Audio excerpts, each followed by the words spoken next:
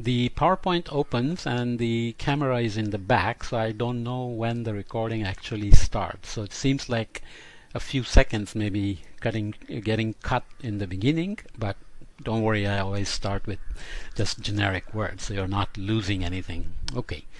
Now let's get more specifically into classification of marine organisms. And here they are basically going to be split into plankton, nekton, and benthos. Plankton comes from planktos.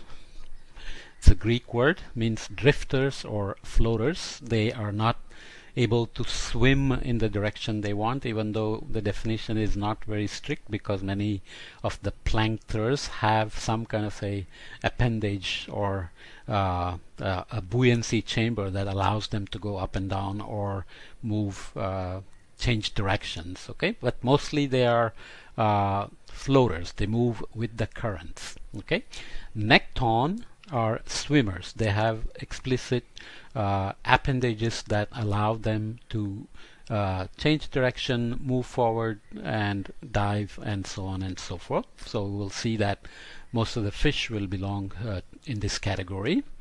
And benthos is the bottom dwellers. They are on the bottom of the ocean. So in the coastal ocean, the bottom is very close to the surface, and the deep ocean is several kilometers deep, right? So we have seen oxygen profiles, light, we will see again light. It's very dark, very high pressure, very cold water, and yet there is a lot of life at the bottom of the ocean. And we'll also see how biodiversity, or the number of species, changes in the open ocean versus the coastal ocean versus the bottom of the ocean, and so on. Okay, so types of plankton. Here we have most of the biomass on Earth consists of plankton.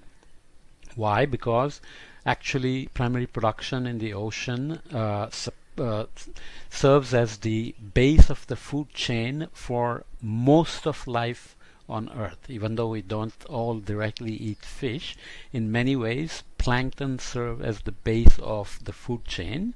And ocean covers 75% of the Earth's surface, and there is a lot of space for phytoplankton, for example, to grow, and zooplankton to grow to eat them, right?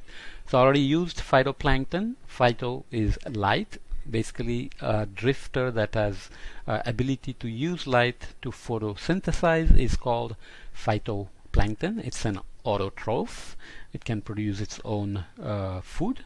And zooplankton or zooplankton is heterotrophic, relies on food produced by others. So there is a size reference given here of 100 micrometers, 10 to the minus 6 meters. Examples of phytoplankton, things that use light to photosynthesize, include things like coccolithophores, which are merged into a cluster here. There are multiple coccolithophores in this.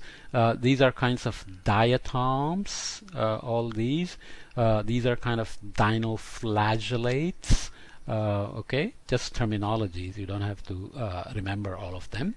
Coccolithophores form calcium carbonate shells, and diatoms typically form silica shells, and dinoflagellates have soft material.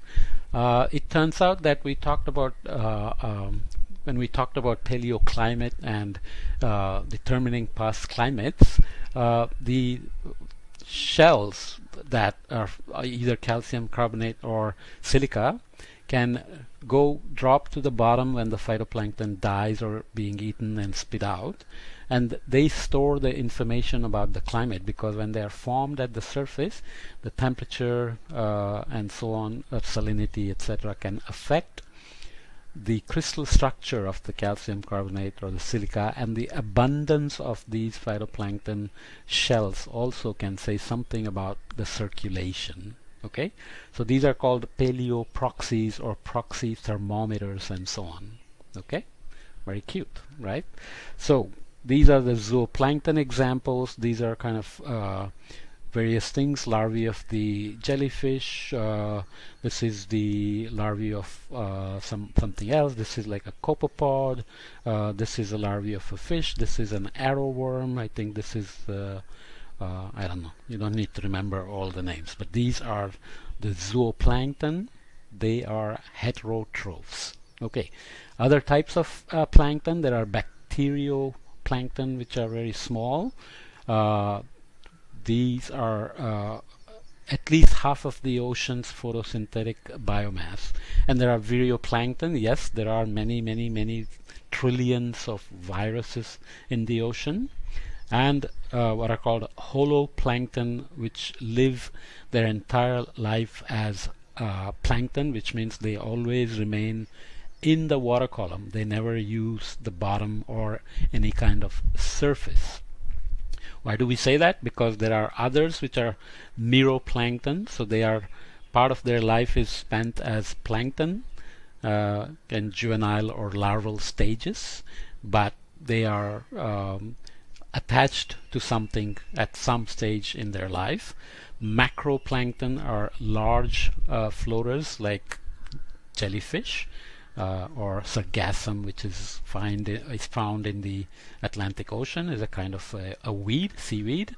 And also size can be used as microplankton, picoplankton, nanoplankton, and so on. So you have holoplankton, meroplankton, and macroplankton, picoplankton, and so on. So here is an example.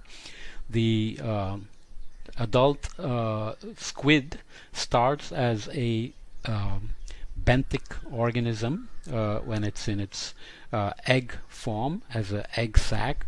Once it hatches, it becomes a planktonic larvae. There is the mating to produce the egg sac, which is attached to the bottom, and then it becomes a nectonic adult, which means as an adult it can manipulate its movements using its tentacles and the gill structure in the back. Okay, so it is a species that is not plankton all its life. It's a meroplankton.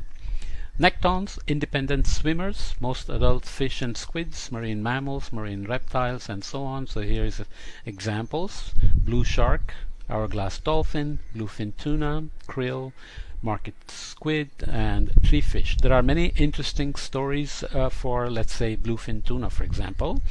It's one of the most efficient and fast swimmers. It never sleeps. To create oxygen, it has to constantly keep moving to ingest new water to get more oxygen.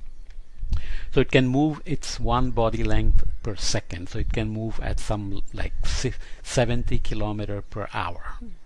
It keeps moving all the time. So you can see that it has airplane-like structures with fins and gills and tail fins and gills and so on and so forth, right? Krill, we will see, that grows a lot in the Southern Ocean. They are not neutrally buoyant, so if they stop swimming, they will sink. So they are always at an angle and they swim all the time, all their life. Okay, they create a lot of turbulence and mix up oxygen because of that, and it's also considered maybe that they are producing this turbulence to hide from the predators. But we will see that big whales come, open their big mouth, and drink millions of gallons of water, and the krill have no chance. Okay, so that's a brief run through of the classification of marine organisms. You need to remember the different terminologies: plankton, necton, benthos, and different types of plankton. Fairly straightforward stuff, but nonetheless very important stuff to be remembered.